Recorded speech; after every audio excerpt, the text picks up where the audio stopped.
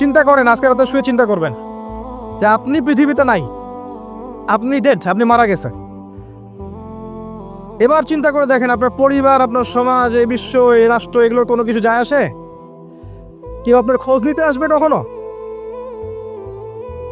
আপনি মারা যাওয়ার পরে কেউ দেখতে আসবে আপনার কবরে আপনি কেমন আছেন? কাদের পিছনে জীবনটা নষ্ট করছেন? কিসের পিছনে জীবন নষ্ট করছেন? যে আল্লাহ আপনাকে আপনার শরীরে রক্ত দিয়েছেন, মাংস দিয়েছেন, ঘাম দিয়েছেন, শক্তি দিয়েছেন, সামর্থ্য দিয়েছেন, হায়াত দিয়েছেন, রিজিক দিয়েছেন, আল্লাহর জন্য কি করলেন আজ পর্যন্ত? তার রাসূল সাল্লাল্লাহু আলাইহি ওয়াসাল্লামের দ্বীনের জন্য কি করলেন আজ পর্যন্ত? একটা কাজ দেখেন আপনি করেছেন দ্বীনের জন্য, সমালোচনা বাদ দিয়ে, আলেমরা আমাদের সমালোচনা করার ভুল ধরা বাদ দিয়ে একটা কাজ করেছেন দেখেন, কনস্ট্রাকটিভ কিছু হলে ল্যাপটপ কিবোর্ড নিয়ে বসেছেন, খটুস করে একটা মন্তব্য করেছেন, বের হয়ে আসছেন, মানে আপনি জিহাদ করে আসছেন, দিন কায়েম হয়ে গেছে, মাশাআল্লাহ। কি করলেন আপনি দিনের জন্য? এবং আপনার এই কাজগুলোতে কি প্রতিফল আসছে? কি করছেন আপনি? আপনার হায়াতটাকে নষ্ট করছেন। সারাদিন গান শুনছেন, সারাদিন গেমস এন্ড স্পোর্টসে পড়ে আছেন, সারাদিন বডি বিল্ডিং এর সময় নষ্ট করতে হবে। বডি সারাদিন বিল্ড না করলে সুস্থ থাকা যাবেই না। ব্যায়াম তো সামান্য কিছু করলেই হয়, একবারে শরীরটাকে ইলাহ মনে করে ফেলতে হবে। সারাদিন জিম করতে করতে ও সালমান খান হতে চায়, কেন ওই শেপ ছাড়া আপনার চলবে না? সারাদিন চুলের স্টাইল করছে, সারাদিন গেট আপ চেঞ্জ করছে, সারাদিন ভিডিও করে বেড়াচ্ছে, আজকে টিকটকে অমুক দিব তমুক দিব, সারাদিন ফেসবুকে স্ক্রল করে যাচ্ছে, শুয়ে শুয়ে করছে, সময় যাচ্ছে আর যাচ্ছে, ইউটিউব নিয়ে পড়ে আছে দীর্ঘ সময় চলে যাচ্ছে। আবার এর মাঝে একটা প্রেম, সারা দিন ফোনে গার্লফ্রেন্ডের সাথে কথা বলছে, একটা দিয়ে হচ্ছে না, একটার সাথে ব্রেকআপ, আরো 10টার সাথে জুটছে। আর এখন তো মানে ওপেন সবকিছু, ফ্রি মিক্সিং এর যুগ। সকালবেলা একটার সাথে প্রেম হয়, বিকেলে ওটার সাথে ব্রেকআপ হয়ে যায়, পরের দিন সকালে আরেকটার সাথে প্রেম হয়, সন্ধ্যাবেলা আবার ব্রেকআপ হয়। ওটা তো প্রেম। এখন দেখা যায় যে হালাল সম্পর্কগুলোও দেখা যায় সকালবেলা বিয়ে হয়েছে, 3 মাসের মধ্যে ডিভোর্স শেষ, মানে টেক অফ আর ল্যান্ড করার মধ্যেই ডিভোর্স শেষ। এগুলো করছে যুব সমাজ এখন। ক্যাসিন দেখেন, ধনির দুলাল সব ক্যাসিনোতে পড়ে আছে, জুয়া খেলছে, টাকা পয়সার অভাব নাই, বাবা টাকা অর্জন করে দিয়েছে, উড়াও এখন বাবা। আর যদি একটু পাওয়ার থেকে যায়, সোশ্যাল পাওয়ার বা পলিটিক্যাল পাওয়ার, তাহলে তার কথাই নাই, তার 7 খুন মাফ, যা করবে তাই মাফ। খুন করতে পারে, রিভলভার দিয়ে গুলি করতে পারে, কাউকে তুলে নিয়ে গিয়ে অত্যাচার করতে পারে, অমুক মেয়েকে তুলে ধর্ষণ করতে পারে, সবই করতে পারবে, কেউ কিছু বলতে পারবে না। বাবার ক্ষমতা আছে, তোমার ক্ষমতা খালি একবার মরে কবরও যাও, তারপর দেখবা তোমার ক্ষমতা কাকে বল। এরপরে মহিলাদের দিকে তাকান, আমাদের মেয়েদের দিকে তাকান, কি করতেছে সারাদিন? ওদের পিছিয়ে পড়ার পিছনে আপনার আমার ভূমিকা দেখবেন? একটা দিনও কি বাসায় আপনার বোনকে নিয়ে, মাকে নিয়ে, স্ত্রীকে নিয়ে তালিম করেছেন? তাদেরকে দিন শেখার জন্য কোনো প্রতিষ্ঠানে ভর্তি করেছেন? মসজিদেও তো আসতে দেন নাই। মসজিদে আসলে ফিতনা হবে, বাজারে ঘুরলে ফিতনা হবে না? বাজারে ঘুরলে তো ফিতনা হবে না। বাজারে ঘুরবে, শপিং মলে ঘুরবে, এবং শপিং মলে গেঞ্জি এবং জিন্স পরে ঘুরবে, 1000টা ছেলের নূর নষ্ট করবে কলিজার, কোনো ফিতনা হবে না, তাই না? এই ঢাকা শহরে মানুষ ঈমান নিয়ে চলতে পারে? একটা মুমিন ব্যক্তি রাস্তায় হাঁটতে হাঁটতে তার চোখের ঈমান থাকবে? এটা সম্ভব? ডানে তাকাবেন, দেখবেন যে মাশাআল্লাহ ওখানে একটা হুরপরি দাঁড়ায় আছে, বামে তাকাবেন, দেখবেন আরো 10টা হুরপরি দাঁড়ায় আছে। চোখ ফিরাবেন একদিক থেকে আরেক দিক, দেখবেন হুরপরির সংখ্যা বাড়তেই আছে। এই মেয়েদের বাবারাই নাকি? স্বামী নাই, ভাই নাই, কেউ নাই না? এই রাষ্ট্রের সম্পত্তি নাকি? তাদের স্লোগান এমন, আমার দেহ আমার সিদ্ধান্ত, যা ইচ্ছা তাই করবো নাকি? এটাই তো এখন স্লোগান দেখলাম একটা জায়গায়, আমার দেহ আমার সিদ্ধান্ত, যা ইচ্ছা তাই করবো। মাশাআল্লাহ। এই জন্যই নবী সাল্লাল্লাহু আলাইহি ওয়াসাল্লাম বলেছেন যে 2 শ্রেণীর মানুষ আছে কিয়ামতের আগে আসবে, আমি ওদেরকে দেখি নাই। তার মধ্যে এক শ্রেণী হচ্ছে নিসাউন কাসিয়াতুন আরিয়া, এমন মহিলা যারা কাপড় পরে নগ্ন থাকে, মুইলাতুন মামিলাত, যারা আকর্ষিত হয়, আকর্ষণ করেও। এরা জান্নাতে যাবে না, জান্নাতের গন্ধ কোনোদিন পাবে না। এবার রাসূলের সাথে যুদ্ধ করেন গিয়ে, ওকে রাসূল সাল্লাল্লাহু আলাইহি ওয়াসাল্লামকে গিয়ে ফেমিনিস্ট রেভলিউশন বুঝান, রাসূলকে গিয়ে বুঝান আপনি তো ব্যাকডেটেড, আপনি মহিলাদেরকে তুচ্ছ করলেন, পর্দা করে আমি পিছিয়ে যাবো কেন? আমি জিন্স এবং গেঞ্জি পরে পুরুষের কাঁধে কাঁধ মিলে চলবো, আমি দেশকে উন্নয়নের দিকে নিয়ে যাবো ইনশাআল্লাহ। এগুলো বুঝান তাকে গিয়ে। তার মানে আয়েশা রাদিয়াল্লাহু আনহা তিনি মহিয়সী নারী ছিলেন না। খাদিজা রাদিয়াল্লাহু আনহা এবং সাহাবায়ে কেরাম, তাদের স্ত্রীরা, তারা আর দিনের জন্য কিছু করতে পারেন নাই। উম্মার জন্য, সমাজের জন্য কিছু করতে পারেন নাই, তাই না? আউযুবিল্লাহি মিন যালিক। চলছে ফেমিনিস্ট রেভলিউশন চলছে, নারী পুরুষে কোনো পার্থক্য নাই, হায়া লজ্জা নাই, এখন লজ্জাবোধটা চলে গেছে। লজ্জা দেখবেন, ওই যে মুসা আলাইহিস সালাম বসে আছেন, ওই যে একজনকে একটা ঘুষি দিয়েছিলেন, ঘুষি দিয়ে তাকে মেরে ফেলেছেন, মানে মরে গেছে আর কি, মেরে ফেলেন না, ইন্টেনশনাল ছিল না, একটা ঘুষিতে ওই বেচারা মরে গেছে। এরপরে তো মার্ডার কেসের আসামি মুসা আলাইহিস সালাম এখন দেশ থেকে চলে যেতে হলো, মাদিয়ানে চলে গেলেন, শুআয়ব আলাইহিস সালামের কওমে গিয়ে বসে আছেন। ওখানে শুআয়ব আলাইহিস সালামের দুইজন মেয়ে পানির জন্য দাঁড়িয়ে আছে, পানি নেওয়ার সিরিয়ালে দাঁড়িয়ে আছে। মুসা আলাইহিস সালাম গিয়ে তাদেরকে হেল্প করলেন। হেল্প করার পরে তিনি গাছের আড়ালে বসে আছেন, বসে আল্লাহর কাছে দোয়া করছেন, রব্বি ইন্নী বিমা আনজালতা ইলাইয়া মিন খায়রিন ফাকির। হে আল্লাহ, আমার কাছে আপনি যে কল্যাণ পাঠাবেন, যে নিয়ামত দিবেন, এর জন্য আমি ফকির হয়ে বসে আছি। কিছু নাই তো, তখন দেশ থেকে বের হয়ে আসেন, খাবার নাই, কিচ্ছু নাই, কোনো বাসস্থান নাই, আল্লাহর কাছে চাচ্ছেন।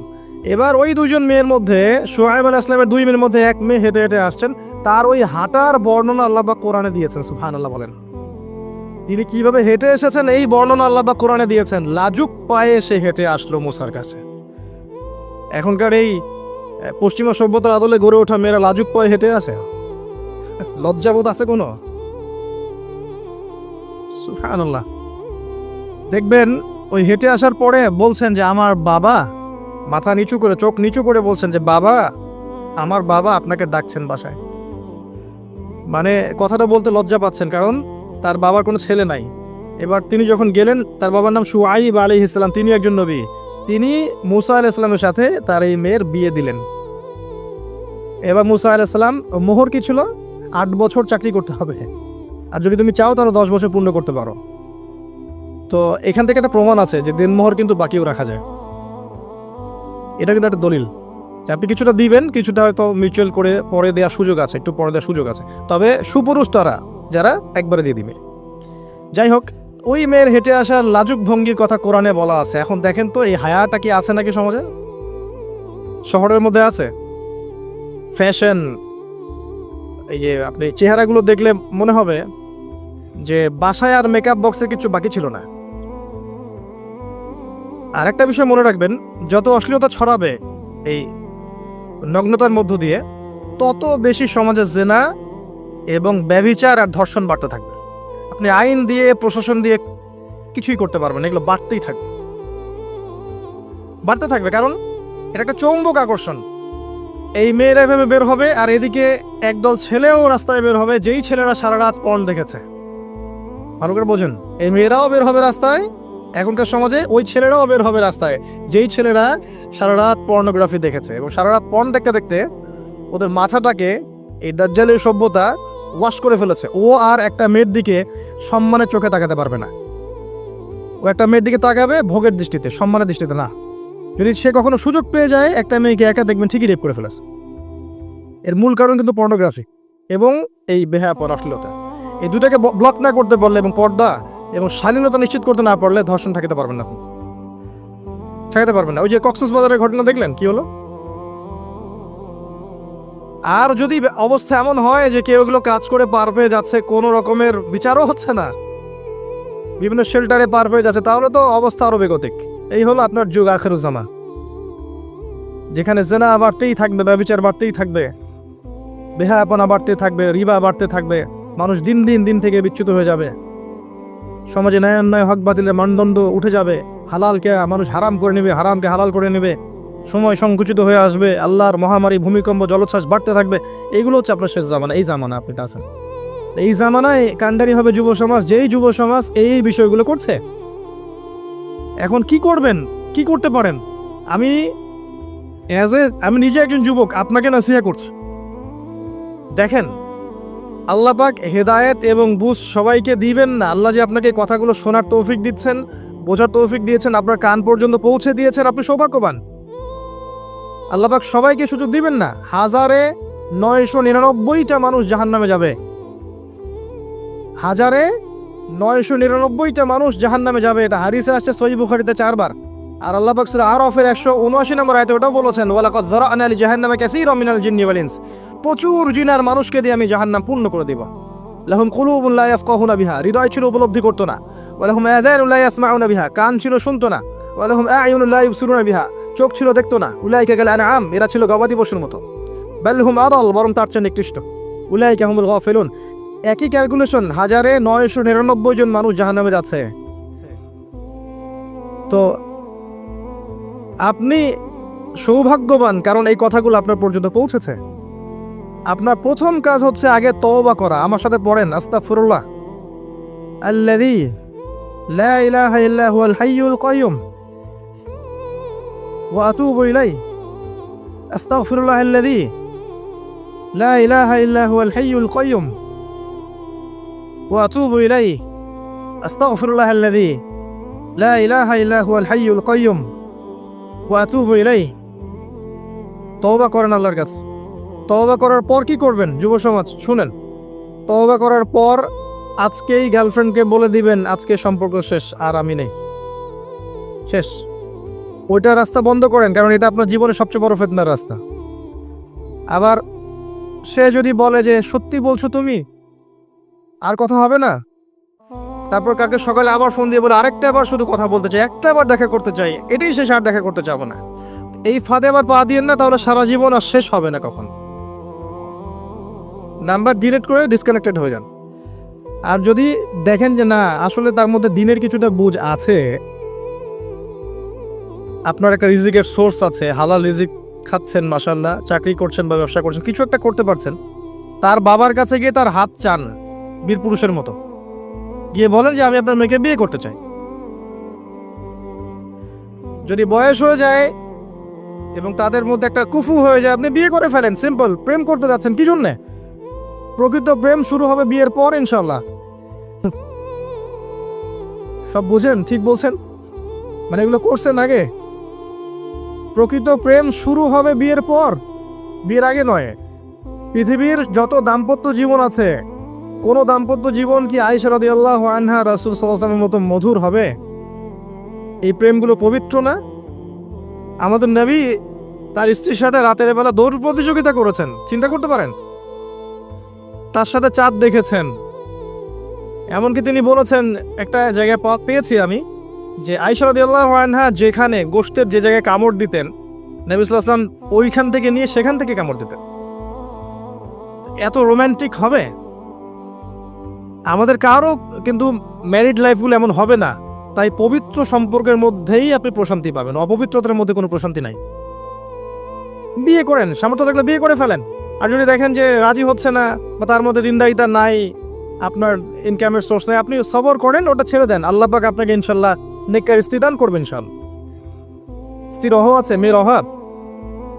শেষে দেখবেন এই পৃথিবীতে এমন একটা অবস্থা আসবে যে একজন পুরুষের কাঁধে 40টা নারীর দায়িত্ব চলে আসবে। খুশি হয় না? এটা 40টা স্ত্রী বোঝানো হয় নাই? আর এটা শুনতে খুব ভালো লাগে যে 4টা বিয়ে, 2টা বিয়ে, 3টা বিয়ে, না জানি ভাইরা কতই সুখে আছে। আসলে ব্যাপারটা এমন নয়।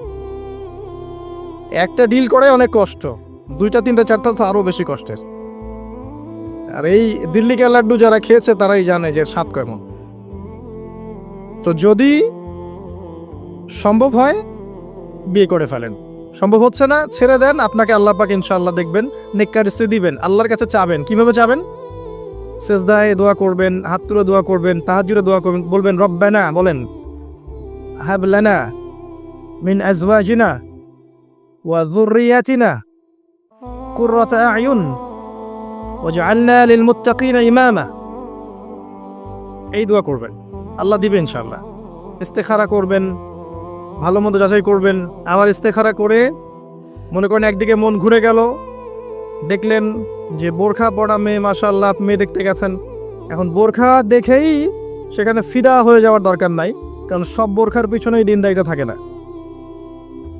ঠিক আছে? দিনদারিতা কলবের বিষয়, হৃদয়ের বিষয়। যখন আপনি আল্লাহর কাছে চাইবেন, আল্লাহ পাক আপনাকে দিবেন ইনশাআল্লাহ। আল্লাহর উপর ছেড়ে দেন প্রিয় ভাই, আল্লাহর উপর টোটালি ছেড়ে দেন। ডিসকানেক্টেড হয়ে যান হারাম থেকে, হালালে আসেন, নামাজ ধরেন, কোরআন পড়েন, সুন্নাহর উপর থাকেন, দাড়ি ছেড়ে দেন, টাকনুর উপর কাপড় ওঠান, দিনের জন্য আপনি সময় দেন, শ্রম দেন, আল্লাহর পথে সময় লাগান। আপনাকে একটা কেন, আল্লাহ রাব্বুল আলামিন আপনার জন্য জান্নাতে কত হুরের ব্যবস্থা করে রাখছেন আল্লাহ ভালো জানেন। শহীদ, তাকে 72টা হুর দেওয়া হবে। আসছে। এবং এমনি জান্নাতে যারা যাবে তাদের জন্য হুরুন আইন কামসাল লুলুই ওয়াল মাকনুন এরকম আছে। অনেক জায়গায় আছে কোরআনের। তো আপনি দুনিয়া নিয়ে ব্যস্ত হয়ে আছেন, আপনি যদি আল্লাহর হয়ে যান দুনিয়াকে আল্লাহ পাক আপনার করে দিবেন ইনশাআল্লাহ।